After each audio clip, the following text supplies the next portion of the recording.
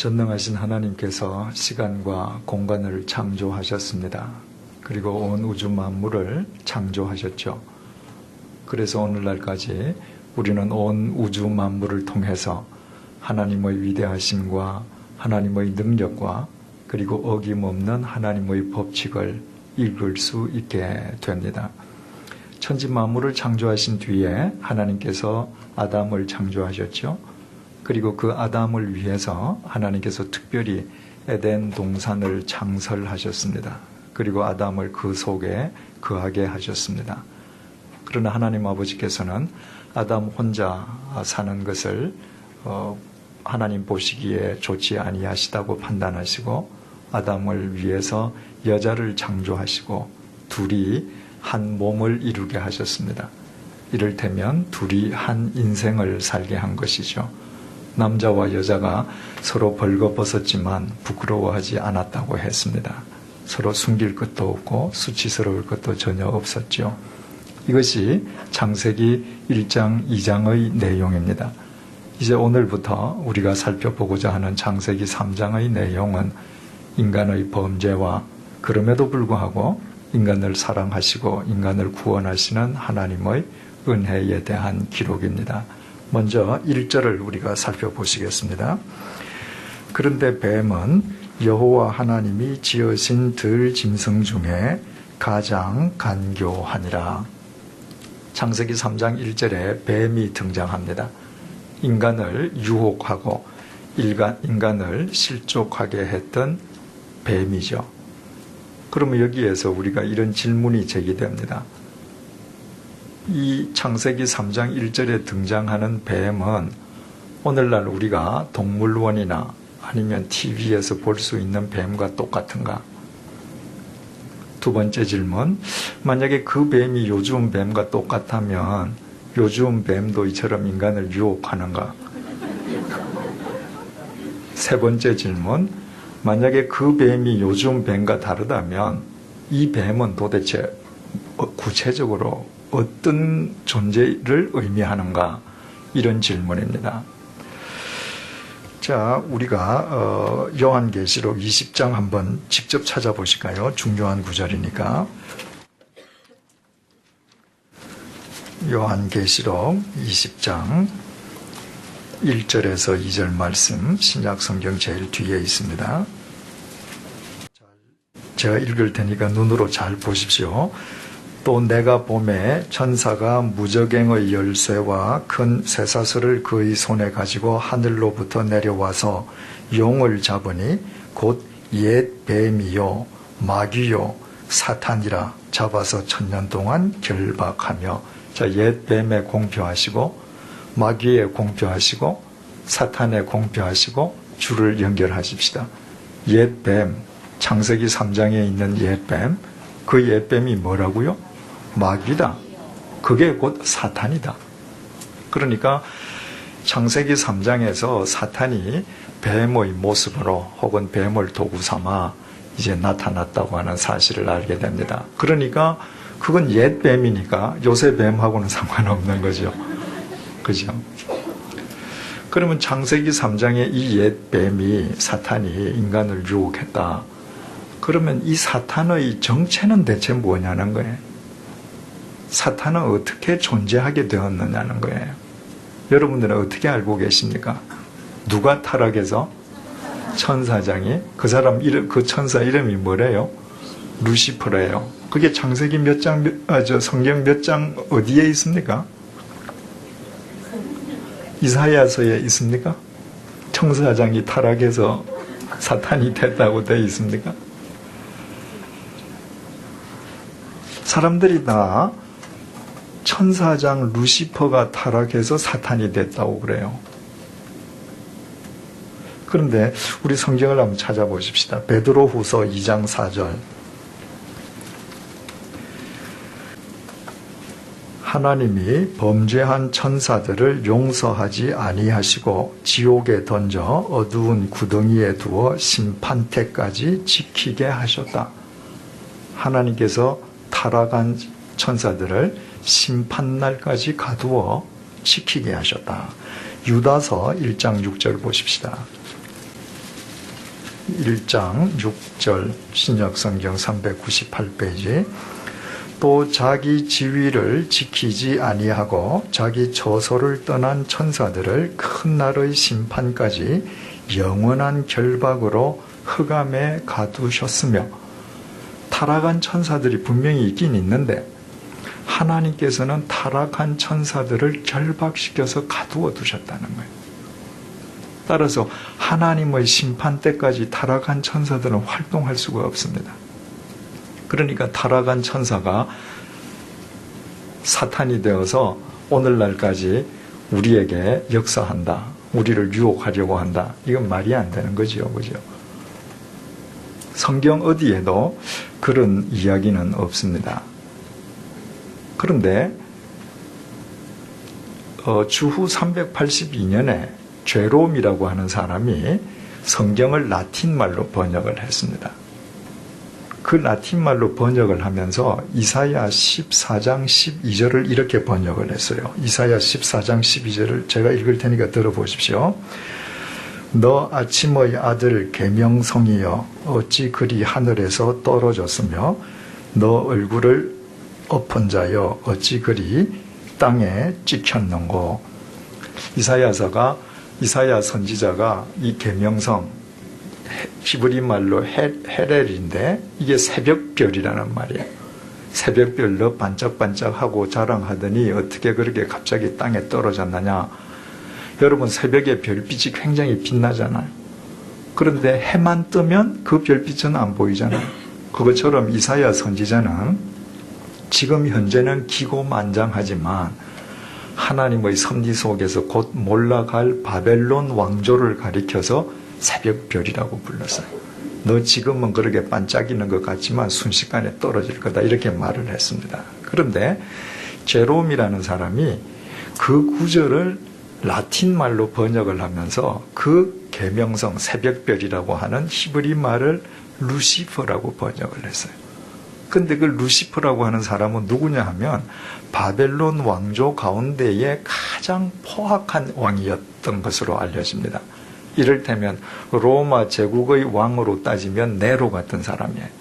그래서 루시퍼 너 그렇게 지금 기고만장해도 너 금방 떨어진다. 이제 이렇게 번역이 된 거죠. 그런데 14세기 초에 그 유명한 단테라고 하는 작가가 신곡이라는 소설을 쓰지 않았습니까? 그 신곡이라는 소설을 쓰면서 제롬이 번역한 라틴어 성경에서 루시프라는 이름을 따왔습니다. 그리고 사탄은 타락한 천사장 루시퍼다. 이렇게 소설을 쓴 겁니다. 그래서 그 이후에 그리스도인들은 성경의 이야기가 아니라 단테 신곡의 소설을 직접 읽지도 않고 읽은 사람 손 한번 들어보세요. 직접 읽지도 않고 이리저리 흘러들어온 이야기를 듣고 천사장 루시퍼가 타락해서 사탄이 되었다. 이렇게 전해지고 있지만 그건 이제 잘못됐다고 하는 사실을 우리 알겠죠. 그러면 사탄은 어떻게 존재하게 되었는가? 창세기 3장 1절을 다시 보십시다. 그런데 뱀은 아까 요한계시록 20장에서 옛 뱀은 사탄이다 분명히 얘기했죠. 그런데 뱀은 여호와 하나님이 지으신 들짐승 중에 가장 간교하니라. 여기에 여호와 하나님이 지으신 들짐승, 이 들짐승이라는 히브리 말을 직역하면 모든 것들 중에 이 말입니다.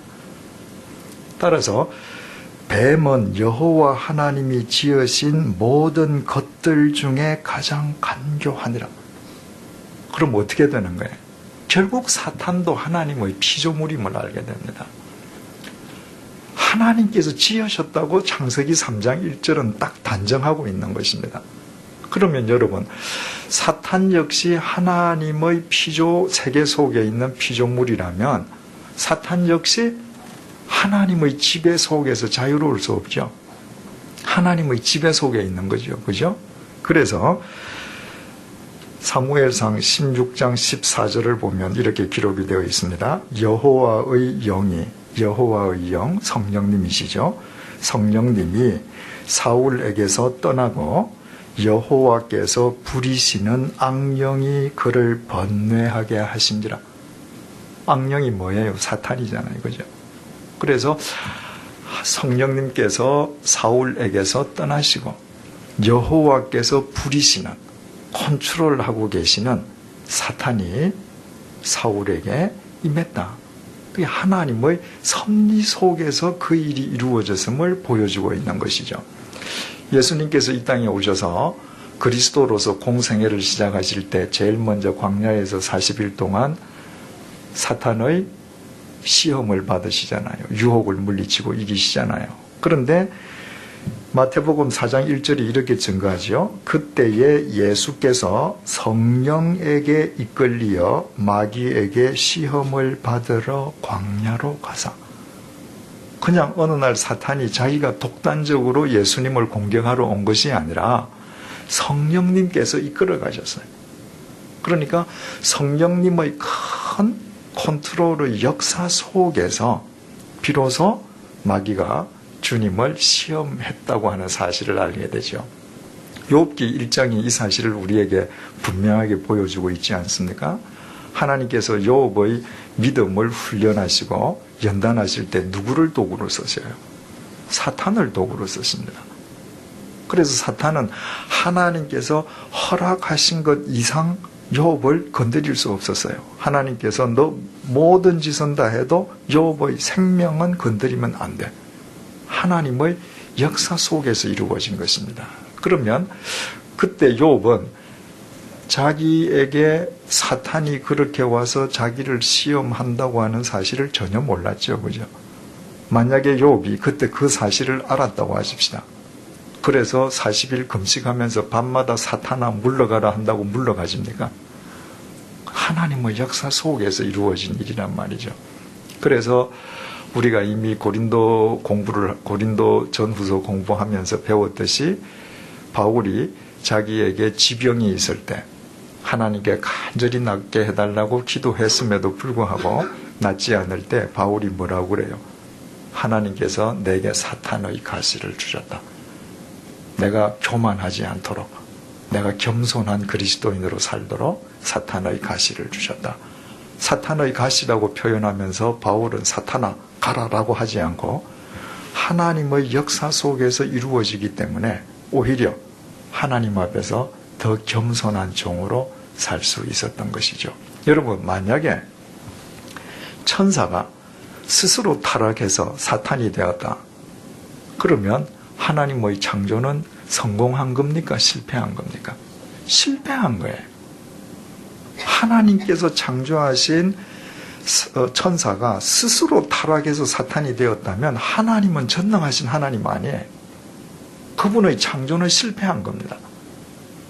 그분은 우리를 그 사탄의 유혹으로부터 건져내실 수 없는 분이세요. 그런데 하나님께서는 사탄을 본래 그렇게 간교한 존재로 만드셨습니다. 그 사탄이 천사를 타락해 하고 그 사탄이 인간을 타락시켰던 것이죠. 그렇다면 여기에서 이제 우리 근본적인 질문이 제기돼요. 왜 하나님은 사탄을 만드셨는가? 왜 사탄이 인간을 유혹하게 하시는가? 왜 사탄의 유혹으로 인간이 범죄케 하시는가? 근본적인 질문이죠. 그것은 그야말로 하나님의 창조의 신비죠. 우리가 딱 부러지게 설명할 수는 없지만, 그러나 교회 역사상 많은 그리스도인들, 교회의 지도자들은 그 해답을 지금까지 유추해 왔습니다. 여러분은 웨스트민스터 신앙 고백이라는 말을 많이 들으셨죠? 1643년부터 영국 교회 지도자들이 모여서 6년 동안에 우리가 하나님을 믿는다라고 하는데, 성경 66권을 믿는다라고 할 때 우리 믿음의 내용이 구체적으로 무엇인가? 그리고 교리적인 모든 질문을 먼저 제기하고 교리적인 답변을 다 정리한 것을 웨스트민스터 신앙 고백이라고 그래요. 근데 왜 그걸 웨스트민스터 신앙 고백이라고 하느냐 하면 6년 동안 그 회의가 영국 교회를 대표하는 런던에 있는 웨스트민스터 대성당에서 있었기 때문입니다. 그런데 그것이 영국 교회의 공식적인 신앙 고백인데 미국의 장로교회가 이 웨스트민스터 신앙 고백을 받아들였습니다. 그 장로교회 선교사님들이 한국에 와서 교회를 세웠어요. 한국에는 장로교가 제일 많지 않습니까? 그래서 한국 교회의 신앙의 토대 역시 웨스트민스터 신앙 고백으로 시작된 겁니다. 요즘은 웨스트민스터 신앙 고백이라는 말을 거의 잘 쓰지 않지만 10년에서 15년 전만 할지라도 어느 교회에 가든 성경 공부할 때 항상 웨스트민스터 신앙 고백 몇 조에 의하면 아마 이러고 다 성경 공부를 하셨을 거예요. 그 웨스트민스터 신앙 고백 제6조 1항이 이렇게 되어 있습니다. 우리의 시조들은, 시조가 누굽니까? 아담과 하와, 그 두 사람을 이야기하는 거죠. 우리의 시조들은 사탄의 관계와 시험의 유혹을 받아 금지된 실과를 먹음으로 범죄했다. 사실이죠. 아담과 하와는 사탄의 관계와 시험의 유혹을 받고 하나님께서 먹어서는 안 된다고 명령하신 금단의 열매를 먹고 범죄했다. 사실입니다. 그죠? 하나님께서는 그들이 범한 이 죄를 그의 지혜롭고 거룩한 계획을 따라 기쁘게 허용하셨는데, 아시겠습니까? 하나님께서는 사탄을 만드시고 그 사탄이 관계를 부려서 당신이 창조하신 인간을 범죄케 하는 것을 당신의 지혜롭고 거룩한 계획을 따라서 기쁘게 허용하셨다는 거예요. 왜 허용하셨는가? 이는 그것을 명령하시어 그 자신의 영광을 드러내시기로 이미 계획하셨기 때문이다. 그 모든 과정을 통해서 궁극적으로 하나님 당신의 영광을 드러내시기 위함이었다는 것입니다. 계몽시대에 알렉산드 포프라고 하는 신학자가 있었습니다. 그 신학자는 이렇게 말을 했습니다. 그림의 어두운 부분이 그림의 전체 구도에 기여하듯이, 그림을 그리는데 밝고 빛나는 물감만으로 그림을 그릴 수 있겠습니까? 짙은 물감도 써야죠. 검은 물감도 써야죠. 그림의 검은 부분이 전체 그림에 있어서는 꼭 필요하단 말이죠. 그래서 그림의 어두운 부분이 그림의 전체 구도에 기여하듯이 악도 하나님의 영광을 드러내는 데 기여한다. 하나님의 큰 틀에서 볼 때 악 역시 악이 있음으로 해서 하나님의 영광을, 바꾸어 말하면 하나님의 선하심과 하나님의 사랑과 하나님의 은혜를 더 뚜렷하게 보여준다는 거예요. 이것은 포프 한 개인의 의견으로 그치는 게 아니라 어거스틴을 비롯해서 마틴 루터, 칼뱅, 위대한 신학자들은 다 이런 생각을 갖고 있었습니다. 하나님의 절대 주권을 절대로 믿는 신학자들은 이와 같은 생각을 갖고 있었습니다. 왜냐하면 그들은 항상 전체적인 틀을 갖고 있었거든요. 그 전체적인 틀 속에서 하나님께서는 당신이 누구신지를 분명하게 드러내시기 위해서 사탄이 있게 하시고 악도 있게 하셨다라고 이해했던 것입니다. 우리가 하얀 분필로, 하얀 펜으로 칠판에 글을 쓰는데 이 하얀 데는 쓸 수 없잖아요. 검은색이든 초록색이든 배경이 짙어야 하얀 글씨가 뚜렷해지듯이 하나님의 사랑과 은혜와 영광은 악과 사탄의 그 사술 속에서 더 두드러져 보이게 된다는 것입니다. 자, 우리가 이런 식으로 한번 이해를 더 계속해서 키워나가 보십시다. 골프 치시는 분들은 잘 아시겠습니다만은 골프장에 가면 벙커라는 게 있습니다. 가는데 중간중간에 모래 웅덩이가 있어요. 그게 왜 있어야 됩니까, 여러분? 그거 없으면 파란 잔디가 좀 보기 좋습니까? 골퍼들이 훨씬 더 치기 쉽지 않겠습니까? 골프장에 가서 벙커만 보면 이해가 안 돼요. 왜 여기에 모래가 있어야 하는지. 그러나 높은 데서 골프장의 큰 틀을 놓고 보십시오. 그 벙커가 있음으로 해서 골프를 치는 사람들은 더 정교하게 칠 수밖에 없어요. 그것을 피해가기 위해서는 기량을 키울 수밖에 없단 말이죠. 그런 벙커에 빠져도 볼을 끄집어낼 수 있게끔 되기 위해서는 보통 실력을 가지고는 안 된단 말이죠. 더 훈련해야 된단 말이죠. 그러면 모래 웅덩이만 보면 여기에 왜 있어야 되는지 도저히 이해가 안 되지만 골프장 전체의 큰 구도를 놓고 보면 벙커야말로 골퍼들의 실력을 길러주기 위한 대단히 중요한 도구 역할을 하고 있다는 사실을 알게 됩니다. 또 이렇게 우리가 한번 생각해 보십시다. 부자 아버지가 있습니다. 어릴 때부터 자식이 용돈 달라는 대로 돈을 줬습니다. 그 자식이 돈의 귀함을 알겠습니까? 모르죠. 여러분, 돈의 귀함을 모르고 돈 속에 있으면 돈 때문에 타락하는데 그때는 길이 없습니다. 그렇죠? 돈의 귀함을 모르고 돈에 둘러싸여 살면 돈 때문에 반드시 타락하는데 그때는 인생 자체를 망친단 말이죠. 그래서 어느 날 아이고 내 자식을 잘못 키웠구나. 아빠가 뒤늦게 알았습니다. 어떻게 해야 될까요? 돈 안 줘야죠. 그 자식이 30살이든 40살이든 정말 돈의 가치를 알 때까지는 돈을 안 줘야 합니다.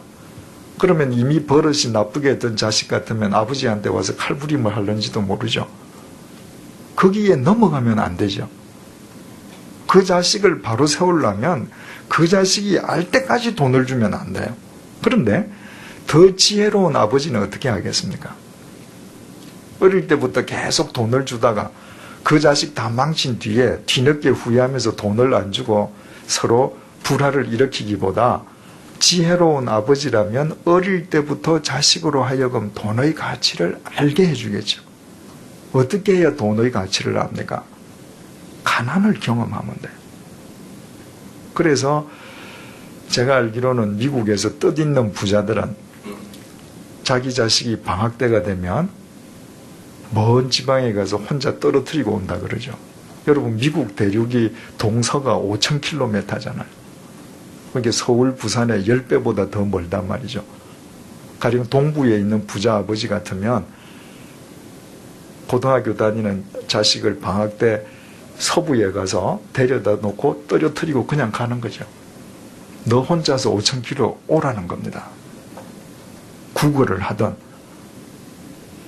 어디에 쓰레기통을 뒤지고 먹든 걸어오든 아르바이트를 하든 방학 끝날 때까지 집에 오라는 겁니다. 그런 훈련을 받으면 그 자식의 생각이 달라지겠죠. 그죠?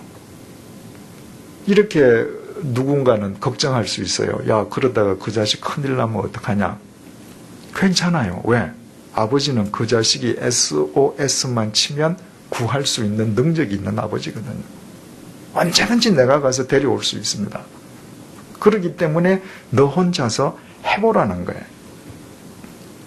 바로 돈의 가치를 알려주기 위해서는 가난을 경험하는 것보다 돈의 가치를 더 정확하게 아는 길은 세상에 없단 말이에요. 여러분, 선의 의미를 알지 못한 채 선 속에서 인간이 타락하면 거기에도 길이 없습니다. 내가 누구로부터 선한 대우를 받는데 이것이 선이라는 것을 깨닫지 못할 때 오히려 전혀 예상 밖의 역현상이 일어나는 거예요. 제가 86년부터 88년까지 3년 동안 영락교회에서 교육 전도사 생활을 할 때 일입니다. 그때 원로 목사님이셨던 한경직 목사님은 남한산성에 계셨는데 남한산성에서 그 큰 따님 네 분이 한경직 목사님을 모시고 계셨습니다. 그런데 그 댁에 오래도록 그 집 일을 돌보던 그 가정부 처녀가 있었는데 시집을 가게 되었습니다. 그래서 한경직 목사님 따님 네 분이 정말 자식을 결혼 보내듯이 해줬습니다. 뭐 혼숙감 다 해줬죠. 그러니 그 처녀는 그 댁에 있으면서 월급으로 받은 돈은 1원도 쓰지 않고 저금 통장 가지고 이제 시집을 갔죠. 그런데 시집을 가고 나서 일주일이 멀다 하고 남한산성에 가는 거예요. 뭘 사야 될 테니까 돈 주라. 뭐 애 가졌는데 뭐 준비해야 되니까 돈 주세요. 그게 다 응해 줬습니다. 그런데 어느 날 그 여자의 남편 되는 사람이 와서 개인 택시 사업을 해야 되겠으니까 개인 택시를 뽑아달라고 부탁을 한 겁니다. 그 개인 택시는 요즘은 모르겠습니다만은 당시에 개인 택시를 뽑기 위해서는 점수가 있어야 되잖아요. 자격이 있어야 되잖아요. 몇 년 이상 택시를 몰아야 되고 그 다음에 사고가 없어야 되고 이 점수 가산제로 그 점수를 딴 사람만 개인 택시를 신청해서 그것도 기다려야 되거든요. 그래서 한경직 목사님의 사위 되시는 분이 처음으로 거절을 했어요. 자, 이건 내가 들어줄 수 있는 부탁이 아니다. 이건 네가 자격이 안 되니까 열심히 일해서 네가 자격을 갖춰서 네가 개인 택시를 따내도록 해라. 그랬더니 그분이 뭐라고 얘기했느냐 하면 한경직 목사님이 치안국장이나 교통부 장관한테 전화 한 통화 해주면 된다는 거예요. 그 전화를 지금 당장 하라는 거예요. 그러니까 사위가 이제 중간에서 막은 거죠. 한 목사님이 어떻게 그런 전화를 하실 수 있겠느냐. 그 자리에서 그 남자가 반발을 한 겁니다. 아니 무슨 평생 사랑 운운하더니 이거 사랑도 없고 이 먹고 살고자 하는데 이 부탁 하나 안 들어주느냐. 그리고 가서는 계속 개인 택시를 뽑아달라고 연락하고 이제 사위 되시는 분은 계속 거절하고 나중에는 어떤 일까지 있었느냐 하면요. 그분이 영락교회에 와서 목사관에 뛰어들어가서 유리창 깨고요.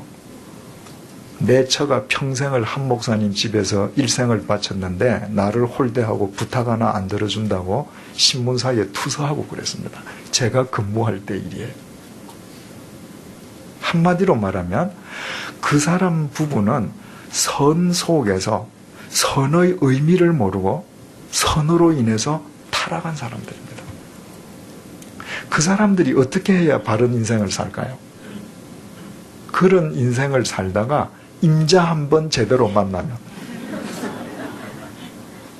한 목사님한테 행패 부리듯이 누구한테 행패 부렸다가 정말 한번 혼쭐 나고 나면 한 목사님 가족이 자기들을 얼마나 선대하고 사랑했는지 비로소 깨닫겠죠. 그죠? 이제 이해가 되십니까? 하나님께서 왜 사탄을 있게 하시고 왜 악을 있게 하셨는가? 바로 그 속에서만 하나님의 선하심과 하나님의 사랑과 인간에 대한 하나님의 은혜가 얼마나 크고 아름답고 위대한지가 비로소 정확하게 투영되게 되는 것입니다. 그래서 사도 바울이 로마서 5장 20절에서 죄가 더한 곳에 은혜가 더 크다 이렇게 얘기했습니다. 여러분 예수님의 십자가를 한번 생각해 보십시오. 예수님의 십자가는 인간을 위해서 임마누엘 하나님이 죽어주신 사건이잖아요. 하나님 사랑의 결정체입니다. 그런데 예수님께서 인간을 위해서 십자가 위에서 돌아가실 때 그 예수님을 죽게 만든 방법은 인간이 행할 수 있는 방법 중에 가장 악한 방법이에요. 산 사람을 못 박아 죽이는 겁니다. 그래서 그 십자가를 보고 우리가 하나님의 사랑을 느낀다라고 할 때 하나님의 사랑만 보려고 하면 안 보입니다. 아무리 십자가를 여기에다 놓고 예수님의 사랑 해도 우리가 설교 한번 듣거나 찬양을 부를 때 잠시 감동할 수 있을런지 모르지만 하나님의 사랑만 보려고 하면 안 보여요. 느꼈다가 곧 잊어버립니다. 이 십자가는 하나님의 사랑의 상징인 동시에 인간 악함의 상징이에요. 인간의 추악함과 인간의 죄의 총집합지가 이 십자가입니다. 그래서 죄가 더한 곳에 은혜가 더 크다고 하는 것은 이 십자가를 볼 때 나의 악함을 보면, 나의 죄를 보면 하나님의 사랑이 내 속에 음습하지 않을 수 없는 것입니다. 그래서 사도 바울이 갈라디아서 5장 24절에서 그리스도 예수의 사람들은 그 정욕과 육체를 탐심을 십자가에 못 박았다. 우리가 이 십자가를 볼 때 뭘 봐야 되는가? 예수님께서 내가 손으로 지은 죄, 머리로 지은 죄, 다리로 지은 죄, 몸뚱이로 지은 죄를 죄값을 대신 치르시기 위해서 돌아가셨기 때문에 예수님을 보기 전에 여기에 못 박혀 있는 내 죄를 봐야 돼. 이런 죄까지도 주님께서 다 값을 치러주셨구나. 그때 하나님의 사랑이 두드러져 우리 마음속에 각인되지 않을 수 없는 것이죠. 그렇다면 내가 하나님의 은혜를 더 크게 경험하기 위해서 오늘부터 죄를 좀 지어야 되겠다. 이게 가능합니까? 로마서 5장 20절에서 죄가 더한 곳에 은혜가 더 크다고 했던 사도 바울이 곧 이 질문을 제기하잖아요. 로마서 6장 1절, 2절을 이렇게 이야기합니다. 그런즉 우리가 무슨 말을 하리요? 은혜를 더하게 하려고 죄에 거하겠느냐? 그럴 수 없느니라. 죄에 대하여 죽은 우리가 어찌 그 가운데 살리요? 새롭게 죄를 지어서 내가 은혜를 깨닫는 것이 아닙니다. 이 십자가를 보면서 이미 지었던 나의 죄를 깨닫는 거예요. 여러분, 아담과 하와가 선악과를 따먹었습니까? 그렇게만 믿는다면 그것은 전설 속의 이야기가 될 수 있습니다. 하나님의 명령을 범하고 금단의 열매를 먹었던 장본인은 나예요. 주님께서 그 내 죄를 위해서 못 박히신 겁니다. 다윗이 남의 아내와 통정하고 그 남편을 죽이고 나서 처절하게 가슴을 찢으면서 회개하고 무릎을 꿇고 있는 그것이 다윗이 아니라 나의 모습임을 깨닫는 자. 로마 군병이 예수님을 못 박은 것이 아니라 내가 그리스도인이라고 하면서 내 손으로 망치를 들고 예수님의 손에 못을 박고 발에 못을 박고 예수님의 허리에 창을 찔렀던 나의 죄가를 깨닫는 사람. 베드로가 주님을 3번 부인한 것이 아닙니다. 오늘도 우리 삶의 현장에서 3번이 아니라 30번 이상 주님을 부인한 나 자신을 깨달을 때 이 십자가는 하나님의 사랑이요 하나님의 은혜 그 자체로 내게 다가오지 않을 수 없는 것입니다. 창세기부터 요한계시록까지 나오는 모든 인간이 잘못한 그 모든 범죄가 나의 범죄임을 깨닫는 것. 이미 지은 죄만으로도 우리는 충분해요. 그 죄만으로도 하나님의 은혜를 느끼기가 충분하단 말이죠. 자, 이제 하나님께서 왜 사탄을 있게 하시고 왜 악을 있게 하셨는가? 좀 이해가 되셨습니까? 그러므로 우리가 하나님 왜 사탄을 지으셨습니까? 원망하듯이 하나님께 질문할 일이 아니죠. 하나님께서는 그와 같이 큰 구원의 경륜 속에서 우리에게 당신의 선하심과 당신의 사랑과 당신의 은혜를 바로 일깨워 주시고 그 하나님의 선하심을 쫓아 살게 해주시기 위해서 그 신비스러운 역사를 미리부터 준비하셨던 것이죠. 그렇다면 우리에게 있어서 지금 중요한 것은 우리는 본래 사탄의 자식들이었잖아요. 죄의 자식들이잖아요. 예수 그리스도 안에서 새로운 생명을 얻고 하나님의 자녀로 거듭났습니다. 그렇다면 우리는 이제 더 이상 사탄의 유혹에 떨어지는 자가 되어서는 안 되죠. 그렇다면 오늘 본문을 통해서 사탄이 얼마나 간교하고 어떻게 인간이 사탄의 유혹에 떨어지게 되었는지를 알면 우리가 어떻게 사탄으로부터 우리를 지키고 하나님과 함께 동행할 수 있겠는가? 그 답을 얻을 수 있겠죠? 1절을 다시 보십시다. 그런데 뱀은 여호와 하나님이 지으신 들 짐승 중에 가장 간교하니라. 어느 정도로 간교한가?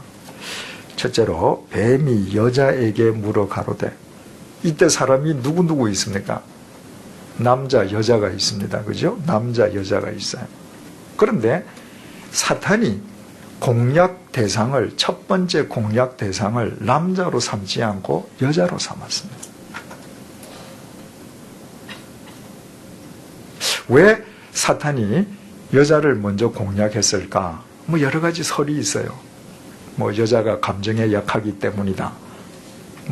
전체를 못 보기 때문이다. 여러 가지 설이 있지만, 우리가 적어도 창세기 1장, 2장 지금까지 살펴보았던 성경 말씀을 내용으로 해서 우리가 확실하게 하나 성경적인 답을 낼 수 있는 것은, 여자는 선악과를 먹지 말라는 명령을 하나님께로부터 직접 받았던 사람이 아닙니다. 그 명령은 누가 받았습니까? 남자가 받았어요. 하나님께서 그 명령을 내리시기 전에는 여자를 창조하시기 전입니다. 그러니까 아담은 하나님께로부터 직접 명령을 받았고, 여자는 사람을 통해서 거쳐서 받았어요. 따라서 아담이 하나님께로부터 직접 명령을 받음으로 인해서 그 하나님의 명령에 대해서 절대적인 책임감을 느끼는 것과, 사람으로부터 그 말을 들은 아담이 느끼는 책임의 농도는 다를 수 있겠죠. 사탄은 그것을 공략했습니다. 여러분, 이것은 참 우리에게 중요한 교훈을 줍니다. 주일날 여러분들이 교회에 오셔서 목사 설교 듣는 것만으로는 불충분합니다. 수요 성경 공부에 오셔서 이 성경 말씀을 통해서 하나님께서 제게 주신 은혜를 저로부터 들으시는 것만으로 부족합니다. 여러분은 직접 말씀을 읽어야 합니다. 주일 예배 시간에 오셔서 설교를 들으시고 수요 성경 공부 시간에 성경 공부에 참여하는 것은 여러분들이 하나님과 직접 말씀을 나누기 위한 그 과정이에요. 이것이 절대 다가 아닙니다.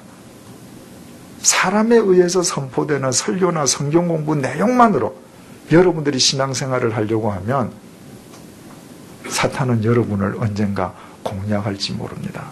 여러분 속에 든 게 없으니까, 하나님 말씀이 없으니까. 자, 다시 봅니다. 뱀이 여자에게 물어 이르되, 어떻게 사탄이 인간을 공략했는가? 뭘로 공략했어요? 말로 했습니다. 요즘은 남북 화해 무더위이기 때문에 간첩이라는 말 자체가 우리에게서 사라졌죠. 근데 옛날에는 간첩 잡는 포스터를 보면 꼭 뿔 달리고 검은 마스크 쓰고 선글라스 쓰고 이렇게 그려두지 않습니까? 세상에 간첩이 그러고 나타나면 누가 못 잡아요? 간첩은 절대 간첩 표를 안 내고 다가옵니다. 여러분, 사탄은요, 사탄의 표를 내지 않고 다가옵니다.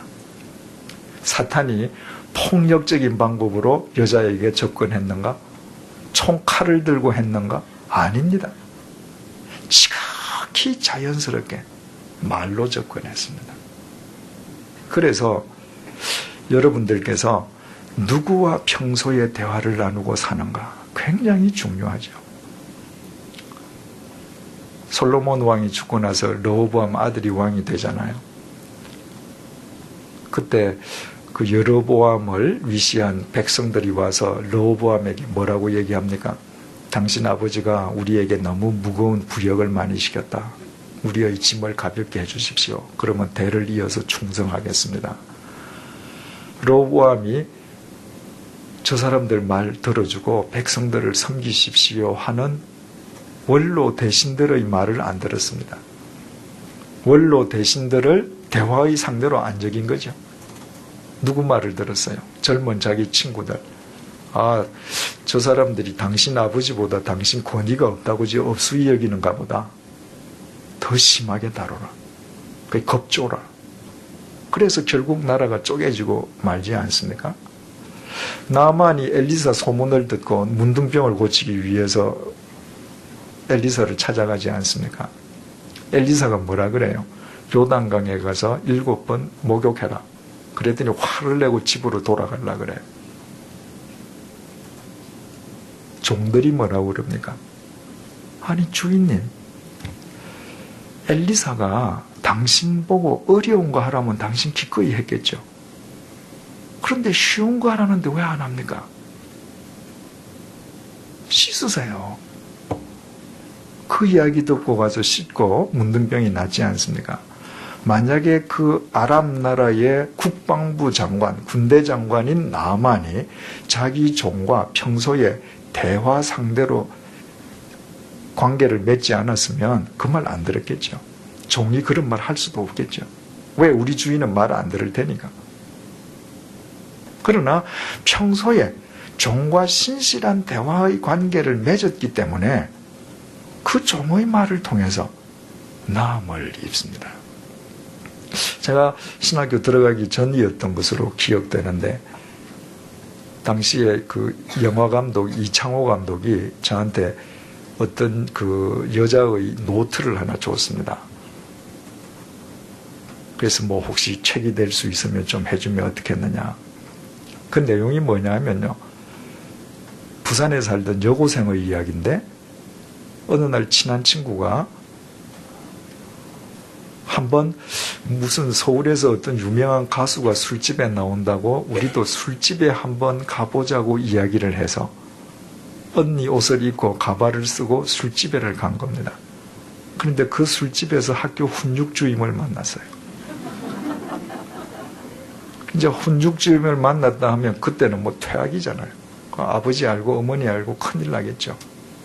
그날 밤으로 부산에서 기차를 타고 서울로 왔습니다. 그 서울역 앞에서 창녀가 됐어요. 사람들한테 잡혀서. 그래서 근 10년 이상을 창녀촌에 팔려다니면서 인생이 만신상이가 된 여자의 노트였습니다.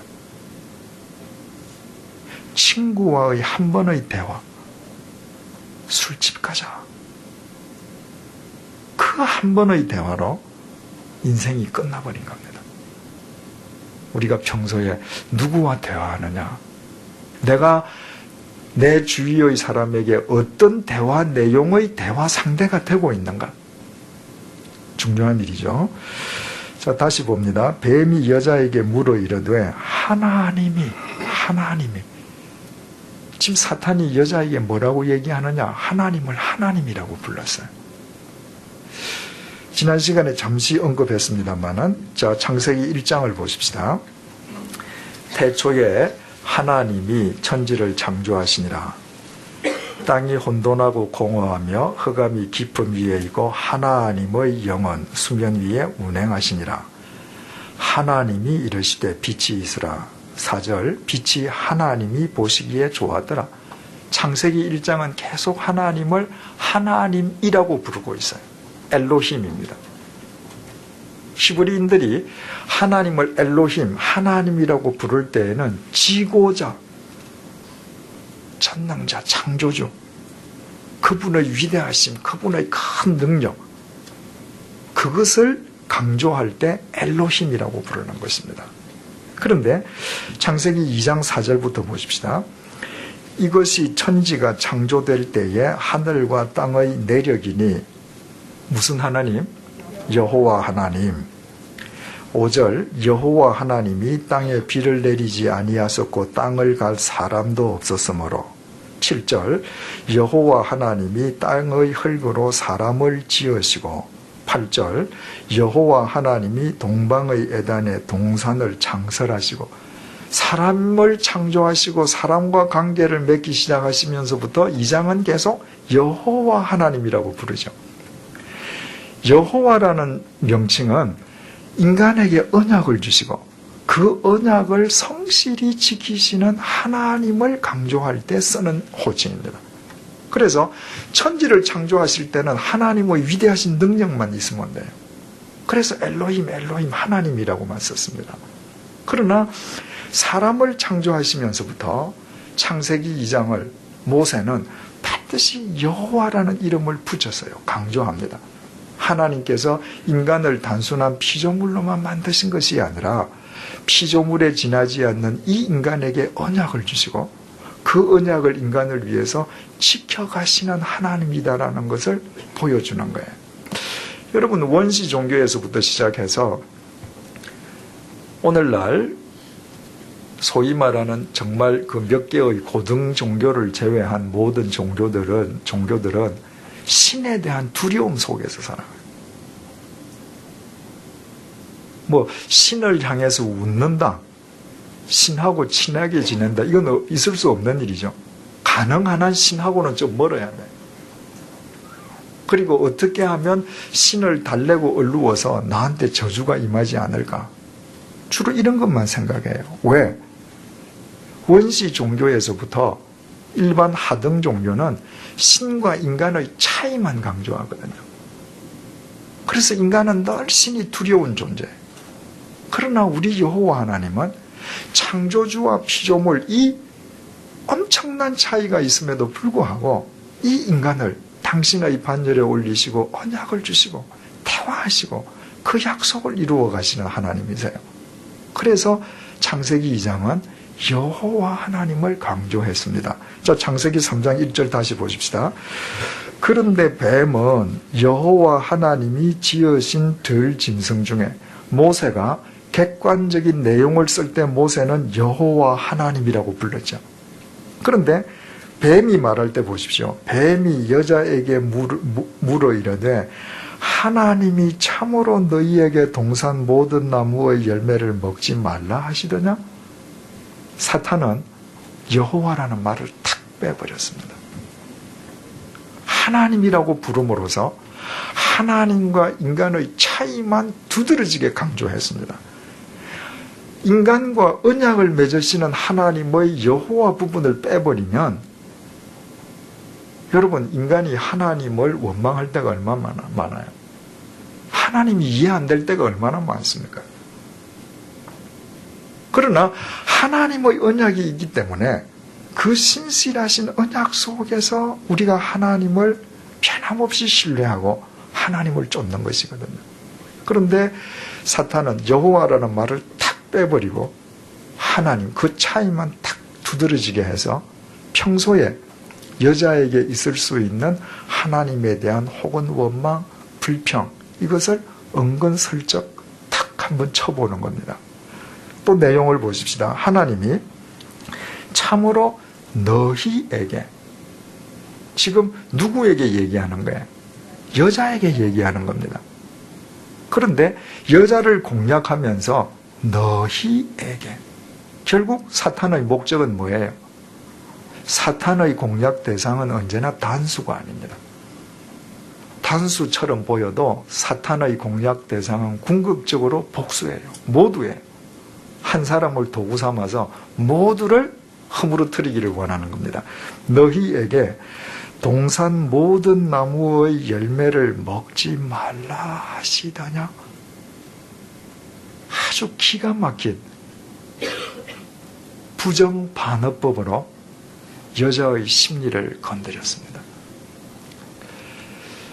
사람을 한순간에 무너지게 하는 심리 전략에 3가지가 있다고 그래요.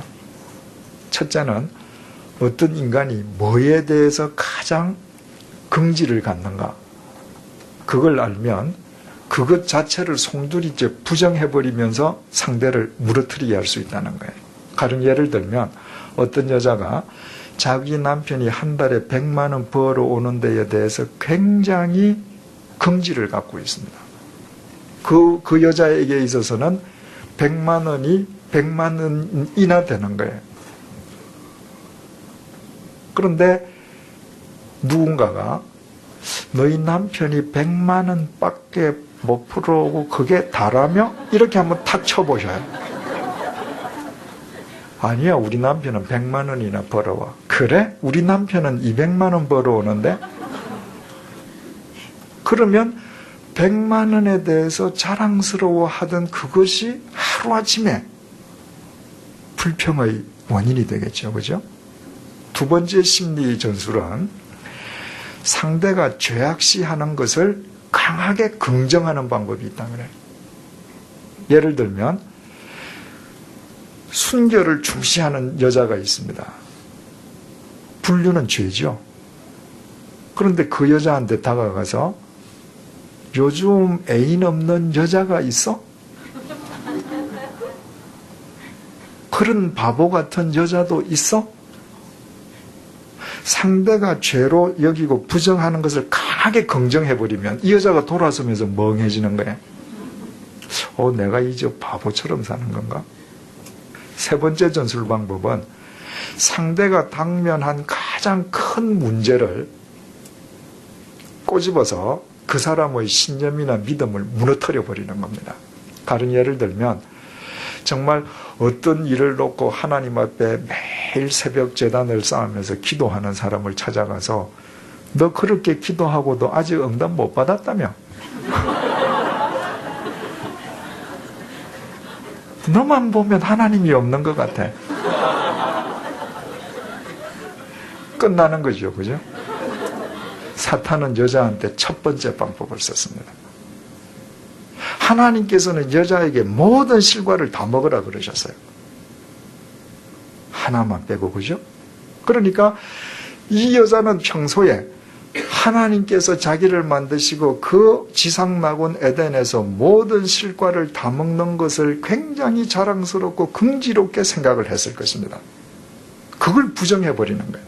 하나님께서 너한테 모든 실과를 먹지 말라 그러셨다며 부정해버렸습니다. 그래서 모든 것을 먹게 하신 데 대한 감사가 아니라 하나 먹지 못한 것에 대한 의문과 불평을 터뜨리게 만들어버렸습니다. 여러분, 우리가 평생을 살아가면서 있는 것에 감사하고 없는 것에 집착하지 말아야 될 이유가 여기에 있습니다. 사탄은 끊임없이 우리에게 없는 것을 집착하게 해요. 없는 것으로 모든 것을 부정하게 만듭니다. 그러나 지금 내게 없는 것은 내게 없어야 되기 때문에 하나님께서 안 주시는 거예요.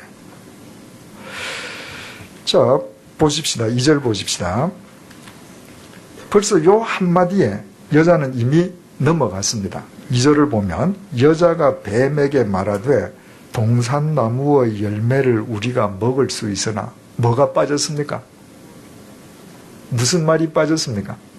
모든이 빠졌어요. 여자가 대답하려면 뭐라고 해야 돼요? 모든 열매 우리 다 먹을 수 있어. 이렇게 돼야 되는데 모든 열매를 먹게 하신 게 감사한 게 아니라 못 먹게 한 게 이미 지금 마음에 걸렸습니다. 그래서 모든에 대한 감사는 없어지고 우리에게 열매는 먹게 하셨는데 이제 3절이 나옵니다. 동산 중앙에 있는 나무의 열매는 누구의 말씀에? 이건 누가 쓴 용어입니까? 사탄이 썼습니다. 여자는 뭐라고 대답해야 돼요? 여호와 하나님의 말씀에. 이미 여자에게는 언약을 신실하게 지켜주시는 하나님에 대한 관심은 없어요. 아니 자기가 신이면 신이지 왜 내한테 못 먹게 해? 하나님과의 차이에서 오는 불평, 불만. 그래서 이렇게 얘기합니다. 하나님의 말씀에 너희는 먹지도 말고 만지지도 말라. 하나님께서 만지지 말라는 얘기는 안 하셨잖아요. 그죠? 그러니까 평소에 먹지 않았죠. 하나님 명령을 따라서 먹지 않았죠. 그죠? 따서 안 먹었으니까 안 만졌을 거 아니에요. 그런데 먹지 않기 위해서 만지지 못했던 것까지도 지금 불평이 되어버렸습니다. 이 이유까지도 하나님에 대한 원망으로 지금 이어지는 겁니다. 그러니 사탄이 손가락 하나 안 대고 새치혀로 얼마나 기가 막히게 한 인간을 파멸시키는지 우리가 알 수 있죠. 그죠? 그 다음에 너희가 죽을까 하노라 하셨느니라. 하나님께서는 뭐라고 하셨죠? 2장 17절 선악을 알게 하는 나무의 열매는 먹지 말라. 내가 먹는 날에는 반드시 죽으리라. 개역 성경은 정령이라고 되어 있고 우리 개역 개정은 반드시 죽을 것이다. 그런데 죽을까 하노라로 바뀌었습니다. 이미 여호와 하나님, 언약의 하나님에 대한 관심이 없어지고 하나님의 말씀에 대한 절대 책임감이 여자에게서 사라져 버렸죠. 이 이유에 대해서는 또 우리 다음 시간에 살펴보십시다. 여자가 결국 잘못한 게 뭐예요? 바꾸어 말해서 이미 우리가 죄의 노예로 빠졌다가 구원받은 그리스도인으로서 앞으로 살아가는 동안에 더 이상 사탄의 유혹에 빠져서 인생을 허비하는 자가 되지 않기 위해서 어떻게 해야 되겠어요? 여자의 잘못은 대화의 상대가 될 수 없는 사탄과 대화했다는 것입니다. 사탄은 배척의 대상이에요. 사탄은 어떤 경우에도 논리적인 대화의 상대가 아닙니다. 예수님께서도 사탄을 물러가라고 하시잖아요. 그런데 하물며 인간이 사탄과 논리적으로 대화해서 내가 이기겠다, 불가능하겠죠. 한국에서 사교로 되어 있는 큰 종교 집단이 있지 않습니까? 근데 그 종교 집단이 크게 됐던 동기가 있는데 지금부터 수십 년 전에 모 대학교 여대생들이 그 사교에 빠졌단 말이죠. 그래서 그 대학교의 교수님들이 그 교주를 찾아가서 자기 학생들을 더 이상 미몽에 빠지지 않도록 따지고 그 교주의 잘못을 지적하러 갔다가 한 몇 시간 얘기하고 아버지하고 나왔습니다. 이 교수들이 그분의 선봉 전의대원이 되니까 교수들이 믿는데 그래서 그 사교 집단이 커지게 되었습니다. 사악한 영을 내가 논리적으로 이야기해서 이기겠다. 당하죠. 이런 재미있는 얘기 있지 않습니까? 낭비벽이 너무너무 큰 여자가 있어요. 그 봉급만 주면 그냥 하루 만에 가서 다 쓰고 오는 겁니다. 남편이 봉급을 줄 수가 없죠. 그래서 몇 달 동안 이제 남편이 직접 돈을 관리했습니다. 하루는 여자가 자기가 정말 마음을 바꿨다는 거예요. 월급 봉투 달라는 거예요. 이제부터 자기가 살림을 살겠다고. 그래서 남편이 믿고 다시 월급 봉투를 줬습니다. 그런데 그날 오니까 그날 나가서 벌써 옷 사고 다 샀습니다. 그래서 야, 이게 도대체 어떻게 됐냐. 그랬더니 여자가 하는 말이 시장 갔다가 사실 옷 살 생각 없었는데 옷을 보는 순간에 그저 도저히 이길 수가 없어서 샀다고. 사탄이 자꾸 유혹하더라는 거예요. 그래서 남편이 그럴 때 사탄아 물러가라 해야지. 그 여자가 하는 말이 내가 왜 그 소리 안 했겠느냐고. 사탄아 물러가라. 그랬더니 사탄이 하는 말이 야, 뒤에서 보니까 더 멋지다. 그래서 할 수 없이 샀다는 거예요. 여러분, 사탄을 물러가라고 말만 한다고 물러갑니까? 우리말로는 절대 안 물러갑니다. 하나님의 말씀 속에서만 사탄은 패퇴해야 합니다. 그래서 예수님을 유혹할 때 예수님께서 이렇게 물리치시지 않습니까? 돌로 떡 만들어 먹으라. 기록되어서되 사람이 떡으로만 살 것이 아니요 하나님의 입으로부터 나오는 모든 말씀으로 살 것이니라. 신명기 8장 3절 말씀입니다. 네 높은 데서 뛰어내려봐. 네가 정말 하나님의 아들이면 뼈 하나 안 다치지 않겠어. 기록되었으되 주 너의 하나님을 시험하지 말라. 신명기 6장 16절 말씀입니다. 너 나한테 절해라. 그러면 천하만국 권력 권세를 너한테 다 줄게. 기록되었으되 사탄아 물러가라. 주 너의 하나님께 경배하고 다만 그를 섬기라 하셨느니라. 신명기 6장 13절 말씀입니다. 예수님도 말씀으로 물리치셨습니다. 따라서 우리가 말씀 속에 거하면 사탄은 우리에게 범접할 수가 없습니다. 우리가 말씀 속에 거하는 한 우리는 우리의 인생을 허비함이 없이 엑사코라조 매일매일 영원한 생명으로 건져 올릴 수 있는 것입니다. 우리 시편 1편 1절부터 3절 읽어보고 끝을 내십시다. 시작. 복 있는 사람은 악인들의 꾀를 따르지 아니하며 죄인들의 길에 서지 아니하며 오만한 자들의 자리에 앉지 아니하고 오직 여호와의 율법을 즐거워하여 그의 율법을 주야로 묵상하는도다. 그는 시냇가에 심은 나무가 철을 따라 열매를 맺으며 그 잎사귀가 마르지 아니함 같으니 그가 하는 모든 일이 다 형통하리로다. 아멘. 우리 기도하십시다. 하나님 아버지, 십자가 위에서 우리의 악함과 추함을 보게 해주셔서 감사합니다. 십자가 위에서 우리의 죄가 못 박혀 있는 것을 볼 수 있게 해주셔서 감사합니다. 그로 인해서 십자가를 통하여 하나님의 사랑을, 하나님의 선하심을, 하나님의 인자하심을, 하나님의 은혜를 깨닫고 우리의 마음속에 각인케 해주시니 진심으로 감사드립니다.